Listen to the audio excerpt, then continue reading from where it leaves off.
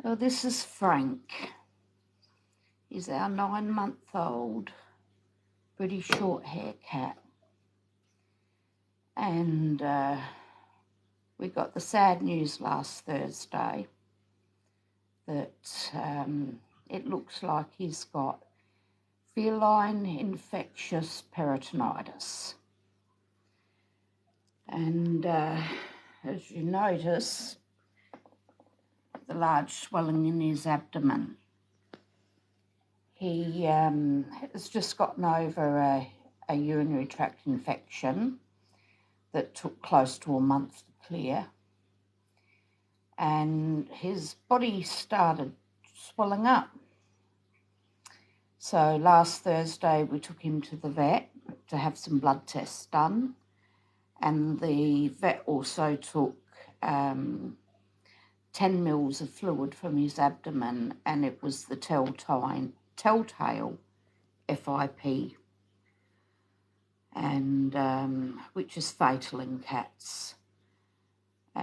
FIP is a complication, I suppose you can call it, of feline coronavirus. And yeah, we're going to try and save him, but the treatment is very expensive. Yeah, that's all we can do. But we're still waiting to hear back from the vets as to when we can start him on the treatment for it. He's a beautiful boy, and he's too good a cat to just euthanise.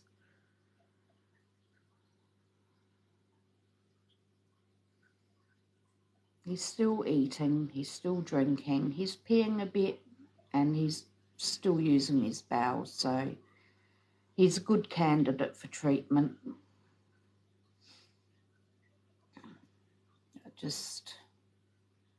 Yeah, it's quite a shock to get that diagnosis. Maybe eventually I'll go onto my YouTube channel and I'll post another video as well. And I'll be recording his treatment. I mean, it involves 84 days, at least half of those days with daily injections.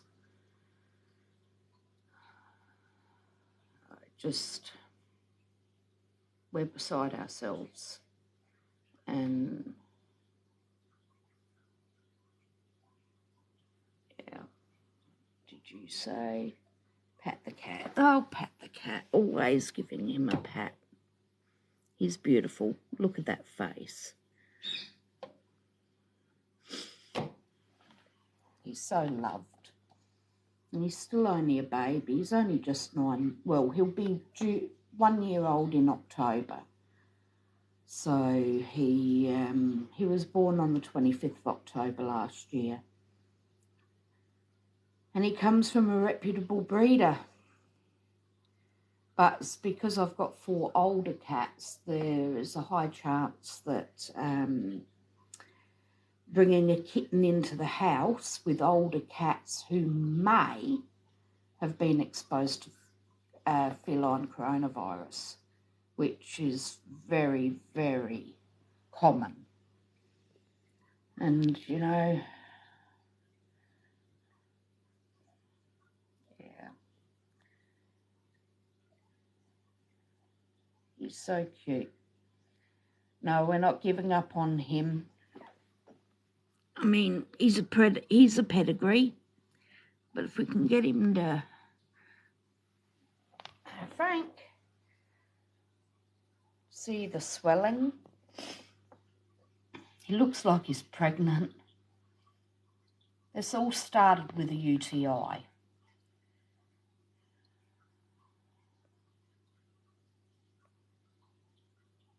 He absolutely loves people, but at the moment he's got a couple of trust issues because, see on his neck here, hang on Frank, come here, lift up so we can see. When they give him a blood test, they have to shave an area and actually take the blood from the jugular vein. So, of course, that's quite stressful in itself. And then he had his needle put into his abdomen to draw out the fluid. So he's he's not overly happy about that.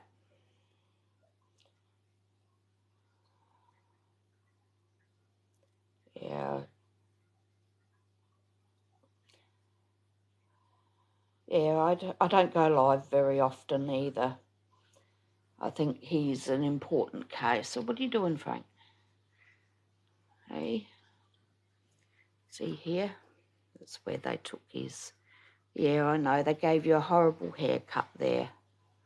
Hang on, I might just move him and up onto his pillow. My lounge room is such a mess at the moment because waiting for him to be... we have more cats. We've actually got 5. We've got Missy and Ellie are 15. We rescued them from a hoarder situation when they were kittens. A friend of mine, her cat had kittens, and I said to her, "I'll take 2 on if you get your cat desexed." And hang on, we're just going to lift him up onto his pillow. And there we go, darling. There we go. And we can see you a bit better there. Dog's been... There we go. Okay, Frank. He's certainly got a mind of his own. Now you lay down and rest. Come here. On your pillow. Good boy.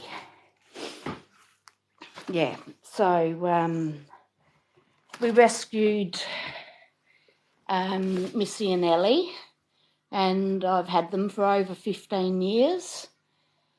And then 3 years ago, my son was at his dad's house and he found a little kitten who is Lucky, and that's where my nickname for my page is Lucky the Tuxedo.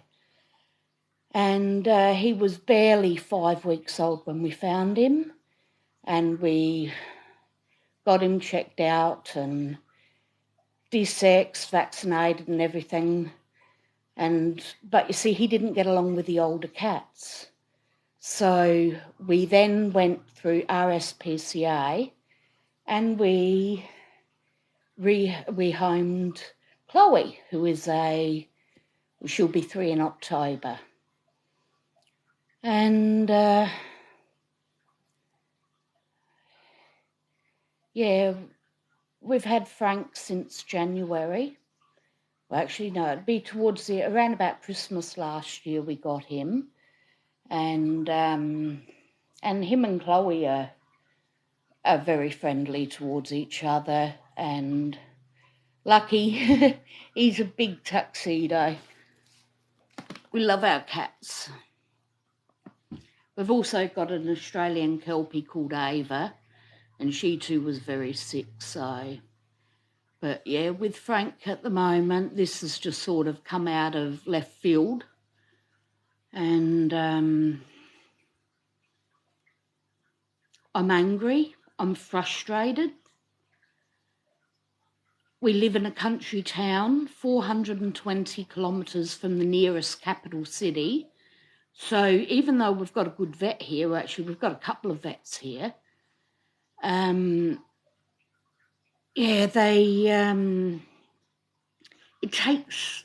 it's the tyranny of time and distance. And anybody who's been to Australia will know how vast the distances are here. No, we don't do pups.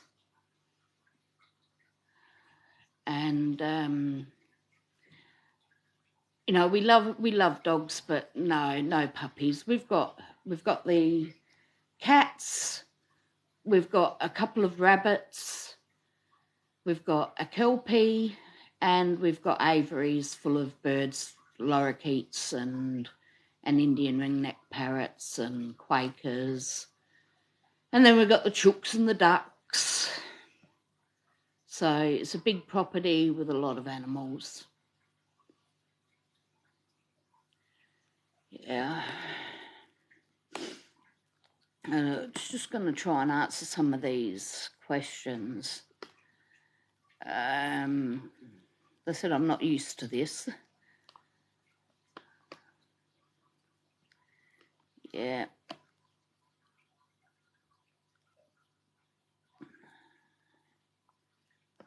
You need a lot of animals, I reckon, to be happy. Oh, hell yeah. Animals and birds are a hell of a lot more nicer than humans a lot of the time. I mean, classic example. I was at the vet yesterday because the bunny had to go and have his teeth ground down because daughter adopted. She worked at a pet shop and she's involved with people in the pet industry. And this is where we tend to get rescues, and daughter's 26 years old, and she's got a heart on her for animals. She relates better with animals, but there comes a time when I just say to Dana that she's got to settle down. We can't rescue every single animal on the planet.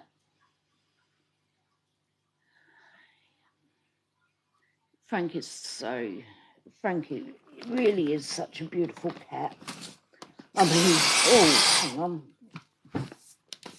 Yeah, we've got heaps of paperwork to go through that we've been for the treatment. A ballpark figure is $66 per dose. And that's assuming we can actually get the vet to get hold of the script and hopefully through Bova get the medication sent directly to our door or to the vet.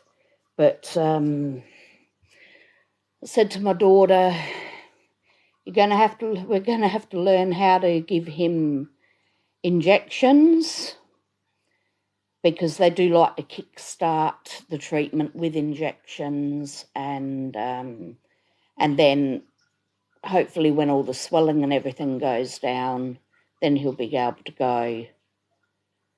He'll be able to go on to the oral medication, which is a lot easier to deal with than having to stick needles in the poor thing every day.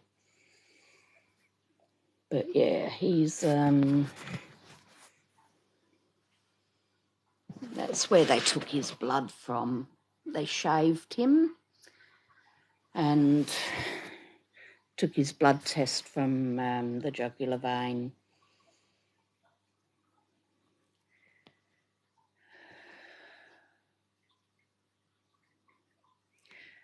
Yeah, I'm still trying to... it would be nice if you people could share this as well. Yeah, we've been in contact with FIP Warriors. I've got some fantastic information from them. Yeah, new message. How did he handle it when that happened? Yeah, I don't know. We weren't there when he had his blood test done, probably thankfully, because I've seen videos of it. It's quite traumatic. Just wants to snooze. He has bursts of energy during the day, and thankfully it's not neurological, not for him anyway. It's actually called wet FIP.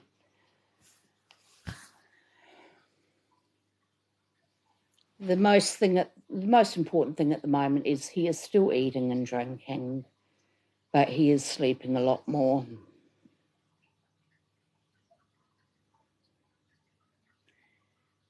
Yes, he purrs. Purrs a natural healing thing cats do.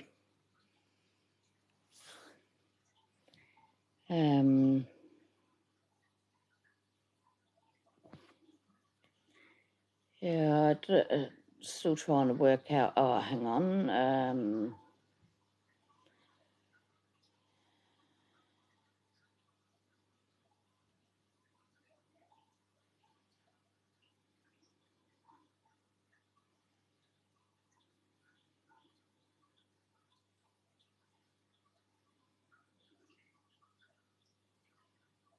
Yeah, just...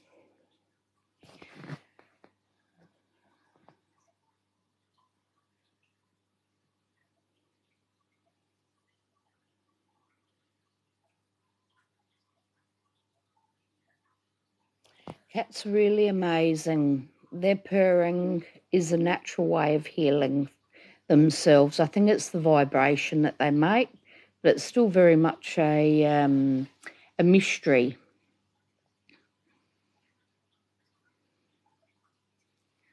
No, he's just saying, don't bother with me, Nana. Yeah, I have to say to my daughter, no more animals. Oh, here comes Ava. Oh, you need a lift? No. Eh? I'm at the shops if anywhere, but... All right. Okay, I'll be back a bit later. Still alive then, I take it? Yeah, he's still alive for now. I've just done a little bit of a live to recording his journey. Yeah. You know, it goes towards raising awareness of it. So, all right. Now I've got to remember how to end this. I think it's that way. Oh, it's just a pause live.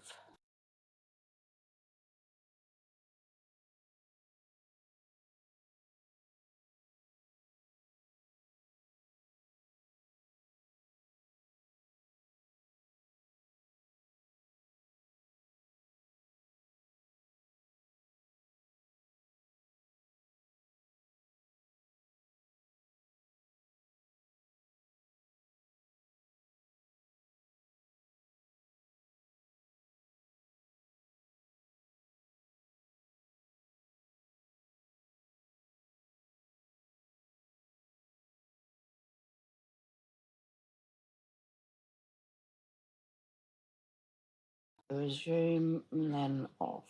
I think that's it.